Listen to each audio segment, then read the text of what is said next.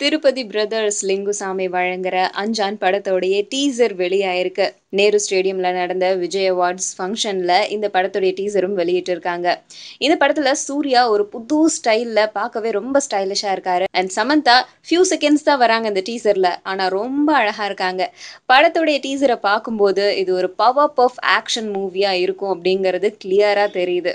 And அது மட்டும் இல்லாம படத்துல பஞ்ச் டயலாக்ஸ் இருக்கு அப்படிங்கிறது கடைசியா, அதாவது இந்த டீசருடைய கடைசியில சூர்யா பேசுற ஒரு வசனம் மூலமா தெரியுது.